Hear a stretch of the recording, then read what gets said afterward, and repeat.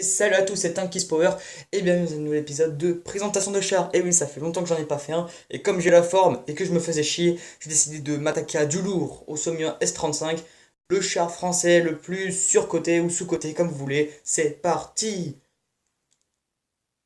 Dans les années 1930, la firme Somua, ou Société d'outillage mécanique et d'usinage d'artillerie, reçut un appel d'offres pour un char moyen, bien protégé, bien armé. Le char devait avoir le bon canon de 47 mm SA-35 semi-automatique. Et petite info au passage, vous avez vu cette tourelle et ce canon? Eh ben, ça a été également ajouté sur le char B1 bis. Et oui, les Français aimaient bien mettre de différentes tourelles sur différents châssis. Prenez par exemple un M4 Sherman et un MX-13, et voilà, le M4 valorisé. Pas mal, hein? Le blindage du char était correct, 47 mm, mais ce qui était innovant, c'est que ce blindage était incliné et moulé. Et oui, c'est pas les Russes qui ont été premiers à faire un blindage incliné. Désolé T-34, tu peux te casser. Ce blindage moulé sera même utilisé sur certains Sherman, les M4A1. Comme quoi, c'est pas forcément nous qui vont tout copier, hein. Son moteur Somua 8 cylindres à refroidissement liquide lui donnait une puissance de 190 chevaux, ce qui lui permettait d'aller à 40 km/h sur route. C'est donc le char français le plus rapide de la Seconde Guerre mondiale. Et là, vous allez me dire, et alors, qu'est-ce qu'il a fait de beau? Il a d'incroyables statistiques. C'est vrai, il paraît super. Il allie puissance de feu, blindage, mobilité, tout. Eh bien, en mai-juin 1940, lors de la bataille de France, les Saumur furent, comme tous les chars français, dépassés par la stratégie allemande Blitzkrieg, dont ils étaient incapables de contrer. Même avec la bonne vitesse du Saumur et son bon armement, ils ne purent ralentir l'avancée allemande. Et faut qu'on se dise une chose, si on a perdu la bataille de France, c'est pas à cause des panzers, c'est à cause de l'aviation, des mines, de l'artillerie et de tout le reste. Les blindés allemands ne sont pas les meilleurs en 1940, faut qu'on se le dise. Voilà, on n'est pas sur côté ou sous côté, nous étions les meilleurs. Mais bon, le S-35 s'est quand même fait un nom.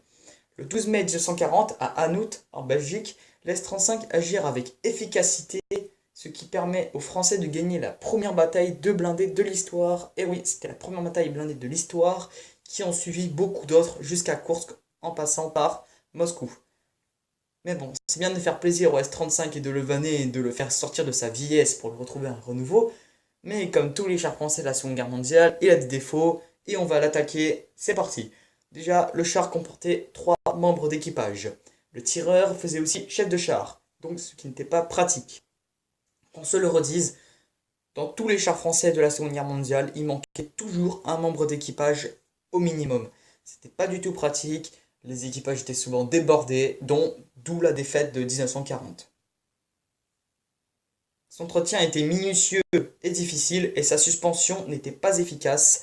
Suspension qui ressemble quasiment à celle du Matida. Vous voyez, c'est identique.